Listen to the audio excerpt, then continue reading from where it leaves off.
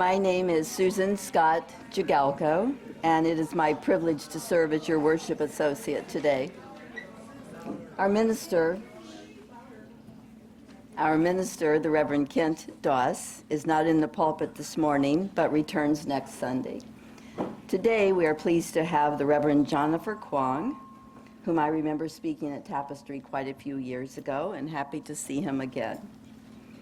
Reverend Jonipher was born in and raised in the Philippines. He's of Chinese descent and has spent most of his adult life in California and Hawaii.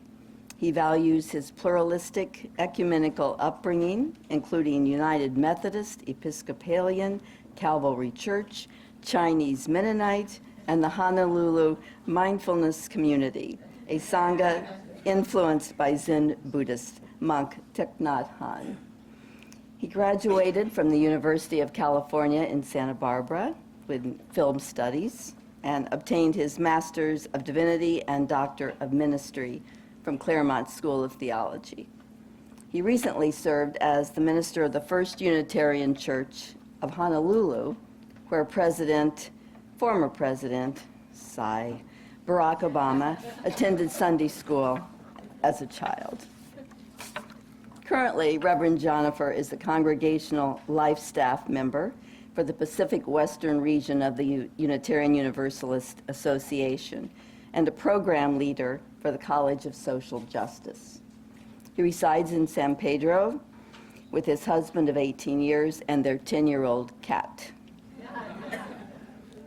Reverend Jonipher is the primary point of contact for our wider denomination. He can act as a consultant and help connect with us with resources from the regional and national level. Following the service, he will be available for a short question and answer session if you want to have more information about Tapestry's connection to our denominational services. This Sunday, we are focusing on the word sanctuary. Think about what that word means to you, to us: a safe haven, a harbor, refuge, comfort, relief, sacred. I think of a place to feel secure, to reflect, to contemplate. I also define sanctuary as not only an actual space like this building, but a feeling, even an action like a hand clasp or hug. Like ages ago when my husband was a Navy lieutenant and he called me from San Francisco to tell me he had safely arrived back in the United States from Vietnam. I cherish that feeling of relief for his safety and me turning to my mother and sister and saying through tears, "He's safe now," and being encircled in their hugs and love. So this circle, this community, this spiritual home, provides a sanctuary. My husband reminded me of poet Robert Frost's line, "Home is where when you go there, they have to take you in." Would we? Would I? Would we completely, wholly? Have you ever depended on the kindness of strangers? Has someone asked the impactful, comforting words, "How can I help?" Our sanctuary is a home where we strive to hold each other in respect and trust, and to be our authentic selves. We welcome you without regard to race, creed, immigration status, gender expression, a sanctuary of inclusion. Welcome to Tapestry, a Unitarian Universalist congregation of our Unitarian Universalist heritage. Each morning, we must hold out the chalice of our being to receive, to carry, and to give back. May we know once again, we are not isolated beings, but connected in mystery and miracle to the universe, to the community, and to each other. Welcome to this space, this sanctuary of peace where we come to not only create our best selves, but to also do the work of creating a beloved community. We come together today as individuals, much like individual pieces of glass or pottery that are different shapes and sizes and colors, all of which are broken with imperfect jagged edges, but always beautiful. While our pieces may not always fit neatly together, it is within the sanctuary, guided by our principles, that we gather together to create a beautiful mosaic. May the brokenness and beauty you find in one another create peace in this space and fill our hearts with love as we create worship together. I invite us now to listen to that voice, still and small, that is within us, that voice which calls us to silence, that voice which calls us to our inner sanctuary. If it would be helpful for you to lessen the distraction, I invite you to close your eyes. If it would be helpful for you to feel your connection to the earth, I invite you to plant both feet firmly on the ground, feeling the vibration of the love that holds us all. And during this time when we are connected to our sacred breath, I invite you to hear this prayer called the Shantideva prayer by Shantideva, who was an 8th century Indian Buddhist monk. May I become at all times, both now and forever, a protector of those without protection, a guide for those who have lost their way, a ship for those with oceans to cross, a bridge for those with rivers to cross, a sanctuary for those in danger, a lamp for those without light, a place of refuge for those who lack shelter, and a servant to all in need. For as long as space endures, and for as long as living beings remain, until then may I too abide to dispel the misery of the world. As we continue to pay attention to that still small voice, as we continue to breathe in and out, may our hearts be filled with loving kindness. May our minds be filled with compassionate thoughts. I invite us into a moment of silent reflection.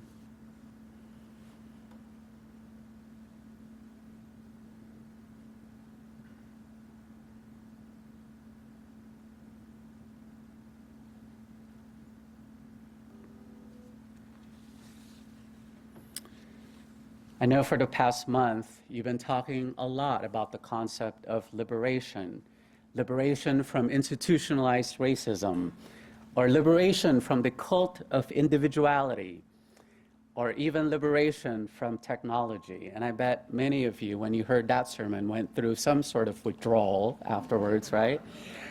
And last week, liberation theology itself. Today, we're going to talk about something even more controversial, especially in the UU world, and that is liberating our definitions without having to put together a committee to wordsmith it. Are you ready for this? Yeah, I know, right? Ooh, that's dangerous territory here. Well, our word for today is sanctuary. Over the years, we Unitarian Universalists have struggled with the definition of sanctuary. Our forebears, our spiritual forebears, the Jews, paid a lot of attention, for example, to how the temple in Jerusalem was to be built. Because after all, the Holy of Holies is where the divine, where Adonai, where God resided. And therein, contained within the Holy of Holies, is something called the Ark of the Covenant, a physical representation of the divine presence. And when this ark got lost, all of a sudden, this represented the turmoil that the Jewish people went through and the full fact that many Jewish people then went into diaspora. Thankfully, Indiana Jones found it in the 1980s so that life could go on again. Now, Jesus twisted this concept a little bit of sanctuary when he did a meetup.com with the Samaritan woman by the well. I don't know how many of you have heard of this story, but it's been said that, well, Jesus said anyway, that God doesn't just reside in that temple over there in Jerusalem that you're not allowed to set foot in anyway because you're a Samaritan woman. But rather, he says, wherever truth is and wherever love is, that's where the divine presence is. Now, we Unitarian Universalists these days have certainly built many beautiful sanctuaries over the years. I don't know how many of you have been to Boston to visit some of these beautiful sanctuaries that the UUs have built, right? And more recently, we even try to make sure that these are green sanctuaries. I noticed that you have a green sanctuary name tag over here. Or sanctuaries that are so mission-oriented, their sole purpose is to counter oppressive immigration policies. So we've established, like the First Unitarian Church or the First Unitarian Society of Denver, for example, has provided an actual sanctuary to an undocumented immigrant named Jeanette Viscara and her 4 kids. If you haven't heard the story before, it was covered by CNN and other fake news outlets out there. So I invite you to go check them out. And however, I feel like as well-intentioned and as good and laudable these efforts are, sometimes they're mostly symbolic because as we know, ICE could still go in there at any time and tear that family apart. And there's no way that even if you combine all the churches that have provided a physical sanctuary for all these undocumented immigrants in this country, that we would even cover the number of undocumented immigrants that need a sanctuary. But it is, however, a step in the right direction, in my opinion, and it's a way for us to show that we don't exist as religious communities simply to draw together, quote-unquote, like-minded liberals into our own little country clubs, right? Can I get an amen to that? And then, of course, we got to show compassion to those who still operate like a country club, because I sometimes wonder how even the most atheists of our congregations who don't necessarily believe that God dwells in the building called the sanctuary can place such a high value on physical edifices like a church building. I know it's hard to believe, but sometimes these congregations would rather cut program money or staff hours in order to preserve and keep the buildings that they occupy. I'm not going to name names, but believe it or not, these congregations actually suffer from a symptom and a malady that I have begun to call an edifice complex.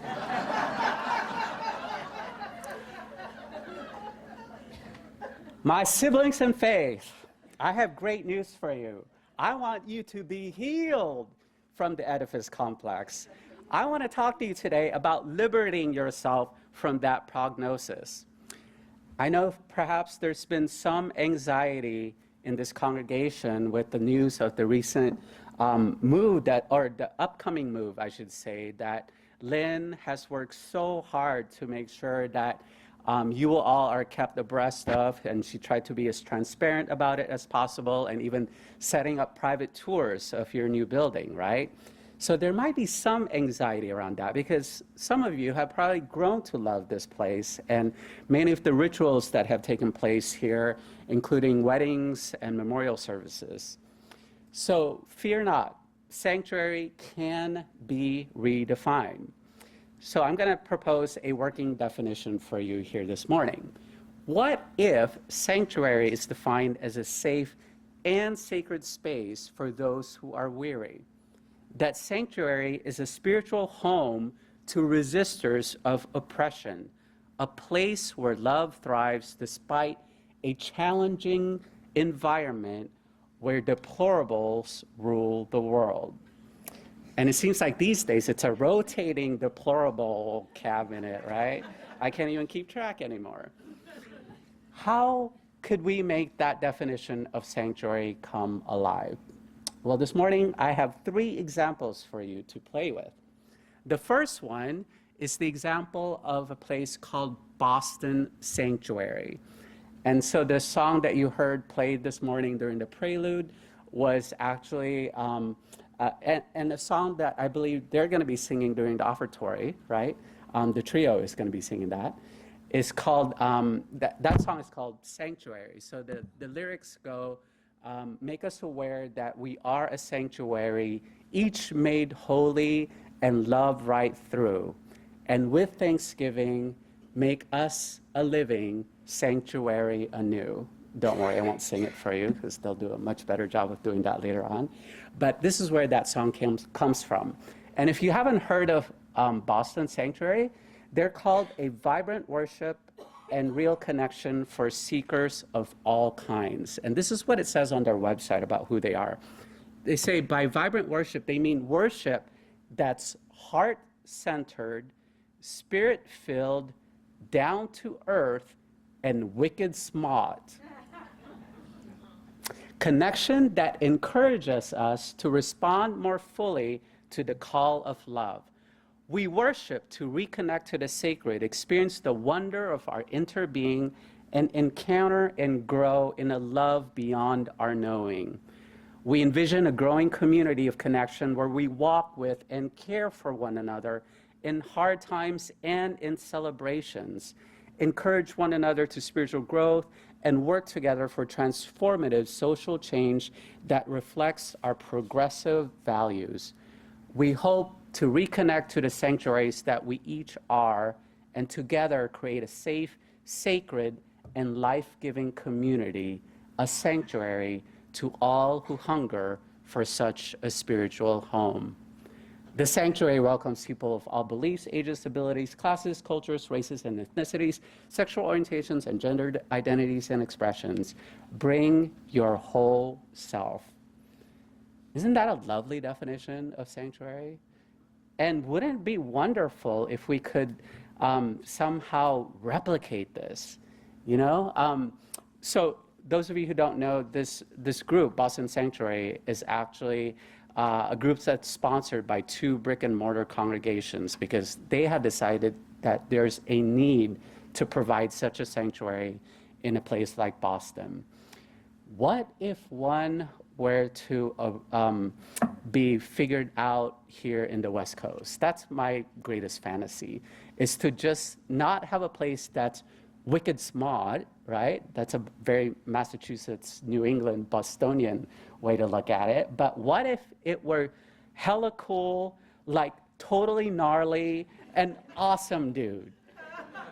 What would that sanctuary look like out here in the West Coast? Well, I thought a lot about it, and I did some research, and I tried to explore places where these emerging communities are taking root and springing up. And I found out that there's such an experimental group right in my own backyard. I live in San Pedro, California, and one would think that it's a sleepy community. Nothing ever comes out of San Pedro, right? More things come out of the city across the bridge called Long Beach than it does in San Pedro. But a couple of years ago, I found out that there was a visionary minister who thought that she could turn an empty plot of land into a sanctuary. And so she rented this space. It was just a vacant lot.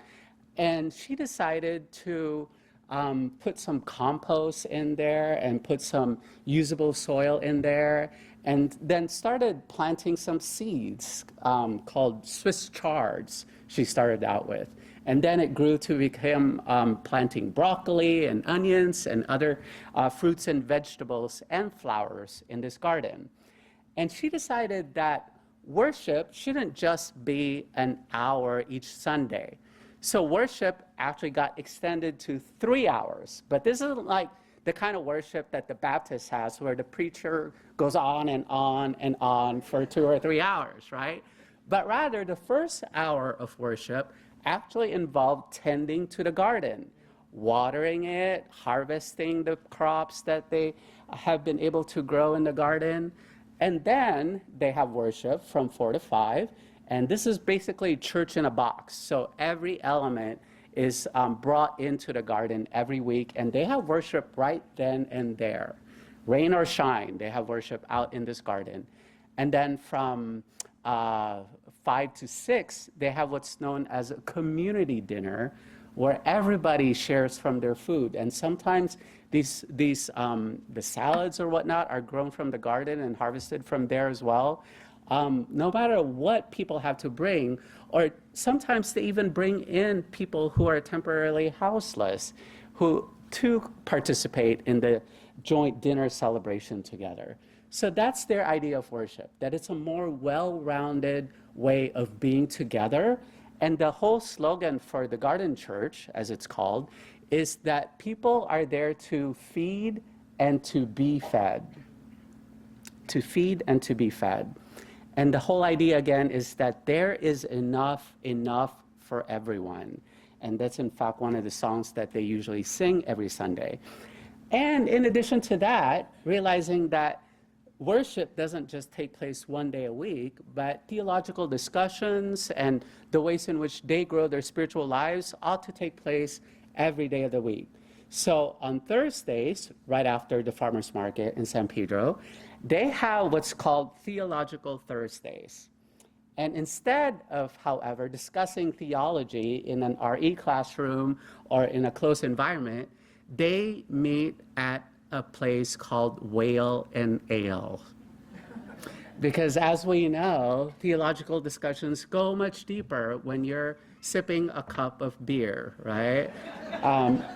So anyway, I only went to one discussion and I found it fascinating. But to be honest with you, I have found in this place, to my surprise, a place of refuge, especially after the Orlando shooting last year. I don't know if you all recall that or not, but whenever I needed to find a sanctuary, I was able to find it in this congregation, which, as it may sound, you may think to yourself, wow, that sounds like such a UU congregation, doesn't it?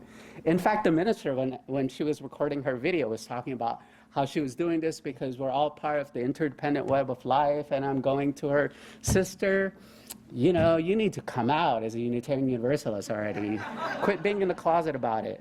But this is actually a Swedenborgian congregation. How many of you have heard of this tradition?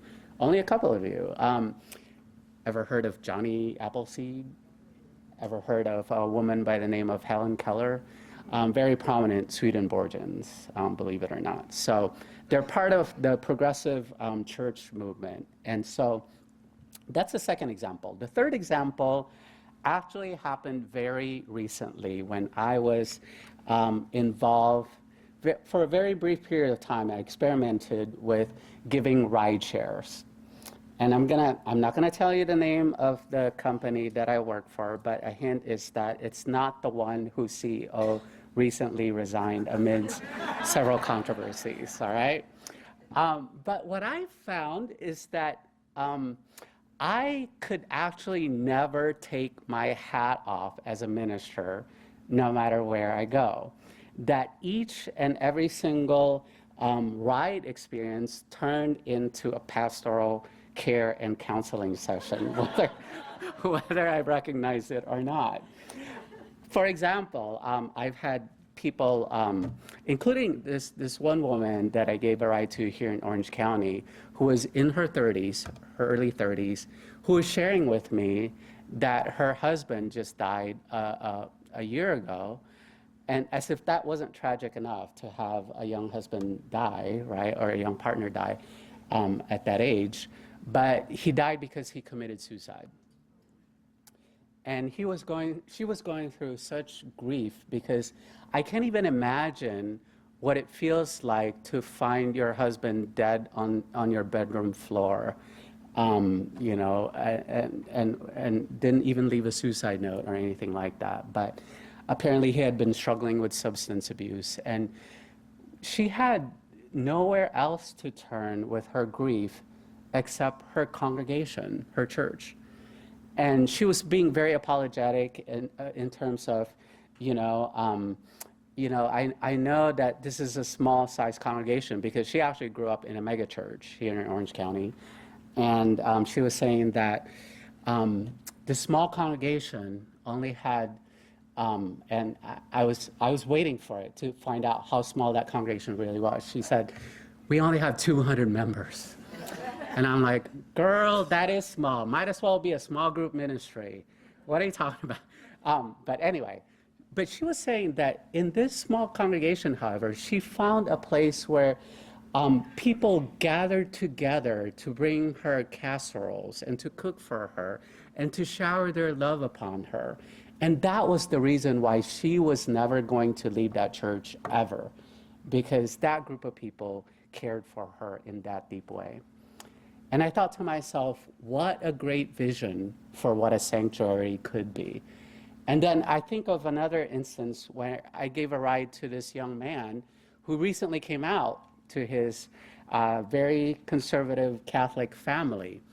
And it took every ounce of energy and every ounce of self-restraint for me to not give away my card, because I wasn't supposed to do that, right? But I thought to myself, if only you knew more about Unitarian Universalism. It all has to do with a relentless pursuit of a mission to transform the world.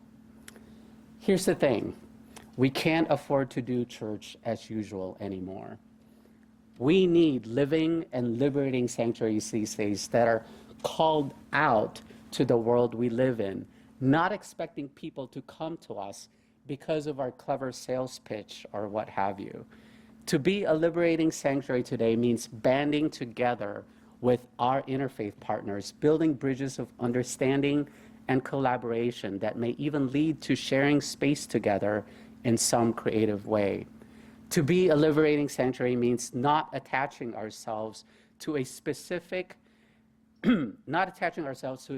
space or place, but to carve out brave spaces wherever we are, becoming Unitarian Universalists 24/7, even when we're sharing a ride with perfect strangers. To be a liberating sanctuary means thinking beyond either or, as Leslie Takahashi's reading pointed out, and finding the both and in the center and in the margins, connecting the dots, finding places of intersectionality in a world that wants to divide us. Perhaps the big JC was onto something all along when he says that divine presence can be felt wherever truth is told, wherever the spirit of life is alive and well, wherever two or more are gathered in the name of love. It is time we liberate the meaning of sanctuary and become a liberating sanctuary ourselves. As you physically move from this location, may you realize that wherever you go, there your sanctuary be, and there your mission will continue to be fulfilled. And may you realize, going forth from here today, that we haven't just been to church, we are the church. Can I get an amen to that? Amen. May it be so.